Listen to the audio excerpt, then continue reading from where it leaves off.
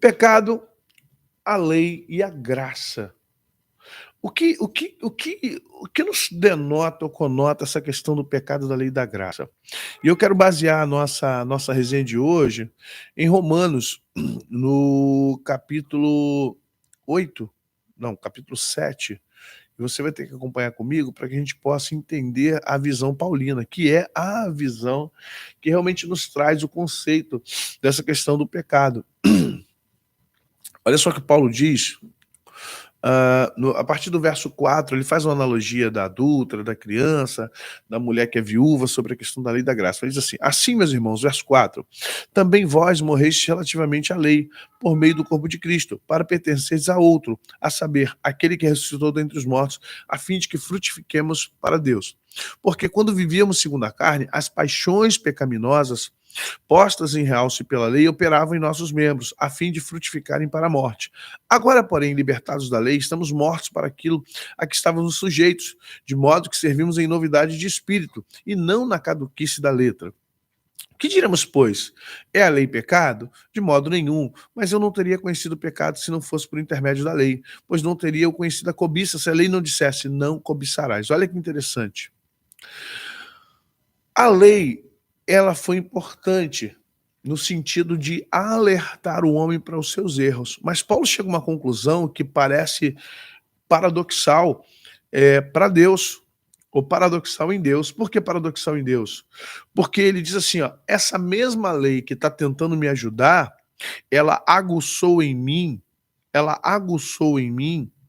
na verdade, o maior pecar. Porque eu cobiçava, mas não sabia que o que eu sentia era cobiça. Então eu não tinha sentimentos de cobiça. Eu fazia algo, mas não sabia e não explicava que aquilo era cobiça. Ao entender que era cobiça, eu tomei, olha bem, olha o que a lei faz. Eu tomei conhecimento de que eu era cobiçoso. E então o peso de pecado veio sobre mim. Então existem dois estágios para o pecado. O pecado involuntário, em pecado fui gerado, em pecado concebeu-me minha mãe. Eu sou pecador por natureza.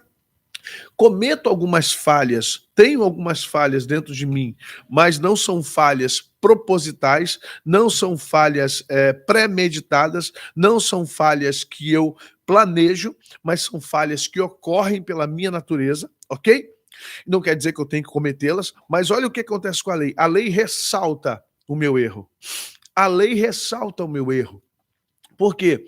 A lei, além de não conseguir me ajudar a ser alguém melhor, além dela não conseguir, ela me explica que eu estou errando. Só que quando ela me explica que eu estou errando, ela não me dá solução. Você entende o que é a lei? O que acontece com a relação do pecado? O pecado é a nossa saída da graça. A graça já existia. Na verdade, quando a gente fala assim, não fala que a graça é favor imerecido. Pelo amor de Deus, gente, a graça é muito mais do que um favor imerecido. A graça é a manifestação divina de Deus para conosco, seres humanos. Adão estava em graça, vivia na graça, pela graça. Decaiu da graça porque Satanás, na sua razão crítica, tirou o homem da graça. A partir do momento que tivemos um período de sacrifícios até Adão, até Moisés. Em Moisés se inaugura a lei. Detalhe, hein? Vamos lá. Algumas coisas que a pessoa precisa entender sobre a lei. A lei só veio existir porque Israel não aceitou a restauração da graça. Ok? A lei só veio existir em Moisés porque o povo não aceitou a graça no deserto. Vamos sempre lembrar que a proposta de Deus primária... Gente, deixa o like, por favor, nos ajude. É importante seu like. Muitos comentários, tá? Olha bem. Deus falou assim, Moisés, separa o povo, dá banho neles, manda eles tomar banho, não pratiquem atos sexuais, se santifiquem, porque amanhã eu vou descer no meio de vocês. Moisés leva o povo todo para perto do monte, ali debaixo, no pé do monte. Moisés sobe, Arão, os anciãos, Josué, tá todo mundo ali, os sacerdotes, tá todo mundo ali. Moisés sobe o monte, o povo tá esperando ali embaixo. Gente, like, por favor, nos ajude. Moisés está subindo o monte. Quando Deus começa a manifestar com Moisés, fica ligado. O monte começa a tremer, eles veem raios, barulhos, né? Como se fosse buzinas tocando, é o clangor de buzina que eles falam lá em Êxodo. A terra está tremendo, eles veem o monte fumegando. O que é fumegando? É uma fumaça como se fosse de fumo, né? O fumo do incenso.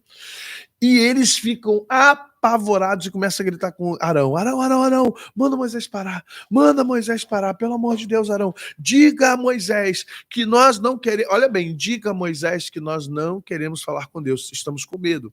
Faça o seguinte, Moisés, Deus fala com Moisés, Moisés fala conosco. Olha bem, ali a graça seria restaurada a partir de Israel.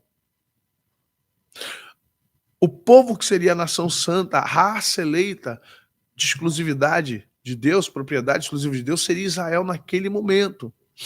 Mas eles não quiseram, por medo, por uma série de coisas, eles pediram a Deus para não falar diretamente com eles, porque eles não estavam preparados para terem diálogos direto com Deus. Porque o que configura a graça é a proximidade do homem a Deus. Se você falar assim, defina a graça, Emanuel, Deus entre nós. Defina a graça, acesso a Deus. Cheguemos, pois, com ousadia pelo novo e vivo caminho, pelo véu, pela carne, pelo sangue. Se você pensar em Hebreus, graça é isso. O que é a lei? É o véu que separava. O véu que separava já não separa mais. Lei. Quando Jesus morre, uma das coisas, um dos eventos, um dos fenômenos que acontece é o véu ser rasgado, de cima a baixo. Você compreende isso? O que é a graça? A graça é a proximidade total de Deus com o homem. O que é a queda da graça? É o homem se afastando de Deus. O que é a lei? A lei, na verdade, é um aio, é uma muleta. Preste atenção, o que foi a lei? A lei, ela é boa, mas ela não é eficaz. A lei é uma amuleta que Deus criou, para o homem não pecar constantemente. E aí, gostou do corte? Gostou do tema? Então, nos ajude deixando bastante comentários, deixe sugestões, sugira aqui talvez algum tema, discuta o tema, claro, de forma sadia, hein? Sem briga. Olha, precisamos muito dos seus comentários, precisamos muito que você esteja conosco debatendo o que foi dito aqui. Isso ajuda muito o canal. E não se esqueça do like e da inscrição, tá bom? Até a próxima, Deus abençoe, obrigado!